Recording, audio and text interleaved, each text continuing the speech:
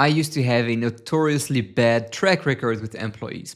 On average, people stayed around 6 months and then either they left or I fired them. But today my average retention is about 2.5 years, so that's 4 times longer than it used to be. Same founder, but very different results. In this video, I'm going to show you exactly what I changed to keep my best people longer and make them more productive at the same time. And it really comes down to two things. It's something you do and who you are. But before I tell you what to do, let's start with who you have to be. And in case you're new here, my name is Quentin. I run a company called 20 Hour Founder, which helps 6 and 7 figure business owners run their business in 20 hours a week without cutting revenue by fixing who they hire, how they train, and what they delegate. All right, let's talk about why your best people leave and how to keep them. So, who do you have to be? And before you think I'm going full woo-woo or motivational speaker, let me give you some very real, very ugly proof. I used to see my employees as tools to make money. I didn't care about them. I didn't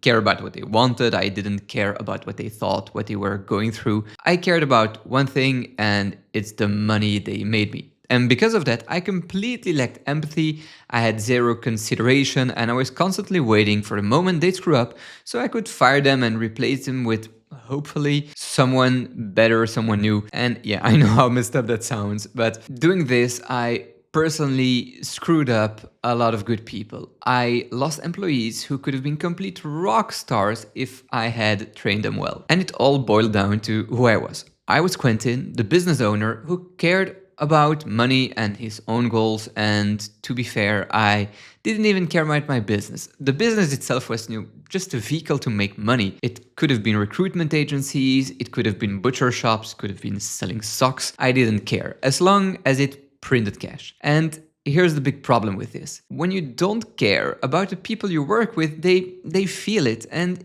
if you don't go all in for them, they will never go all in for you.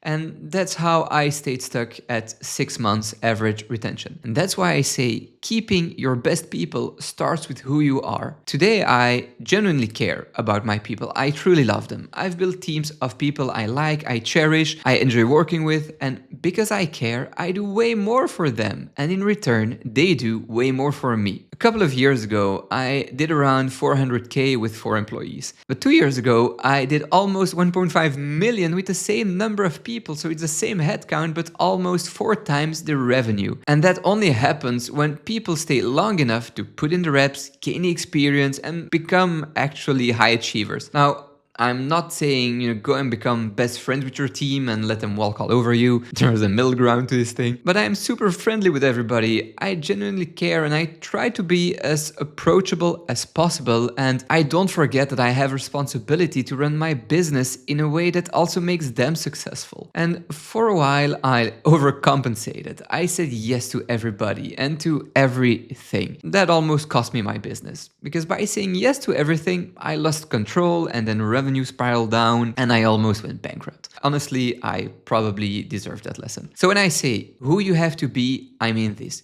You have to be the founder who actually cares about these people, who wants them to be the best for them, and who is willing to do what's necessary to help them grow. Because if they grow, the business grows. I'm a father. I have 2 sons. And there's a big overlap for me between how I think about my kids and how I think about my team. Because I want the same for both. I want them to be happy and have a great life. And I know that up to a certain point, it's my responsibility to create the environment to let it happen. And if you're a parent, I hope this resonates a little, because that's the first piece. It's who you are. Now, let's talk about what you actually do to keep your best people. The second big thing I changed is I became okay with them making mistakes. I used to get somewhere between anxious and furious when they messed up. Every mistake felt like they were costing me money. They were hurting the clients. They were making me look bad. And because of that, I lost a lot of good people. Then I realized something, stupidly simple. Making mistakes is just learning how to do the job. Mistakes are okay as long as people learn from them. And the moment that clicked, everything changed for me. So let me show you how I started using my employees' mistake to build a 7-figure business without hiring more people. So the first thing I did when somebody made a mistake, instead of jumping in and fixing it and playing the hero. I let them clean up their own mess with my support. So, for example, in the past, if an employee messed up something with a client, I would take over. I'd be the one replying to the client, sending the email, booking the meeting. I felt important, but I was training them to stay dependent on me. Now, I absolutely don't do that anymore.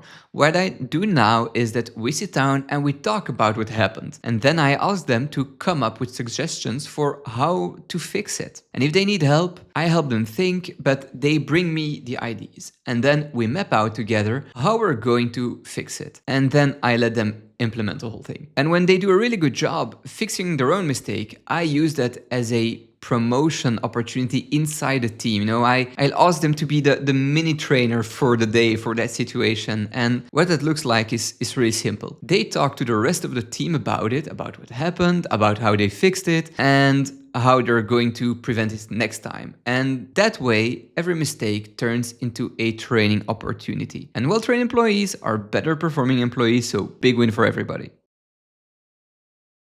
The second thing I did is that when I noticed a mistake happens often or it's something that could have been prevented, I look at my training and onboarding and I ask myself, how can I prevent this from happening again by training people better? Then I adapt my training manuals, my onboarding, my SOPs, whatever is needed to cover that specific problem. So the next new hire never has to make the same dumb mistake. And that's one of the biggest levers in my employee retention, by the way, because well-trained employees do a better job and people don't leave jobs where they feel good, where they feel valued and where they know that they're getting results. They want to stay in places they're winning. That's it. Those are my 2 cents on how I boosted my employee retention from 6 months to over 2.5 years. First, I stopped treating people as tools and actually started caring about them and their success. And second, I got okay with them making mistakes and turned those mistakes into hiring moments for them and for the whole team. If you do that long enough, keeping your best people stops being this mysterious problem and it starts being the natural side effect of how you run your business. And if you want to go deeper on how to keep great people, I've got another video about retention that performed really well. We'll link it somewhere around here. And if you want the full framework I use to help founders build teams they can trust and run their business in 20 hours a week, I put everything into a free 20-hour founder framework. If you're interested, links in the description. Thank you for watching and I'll see you in the next one.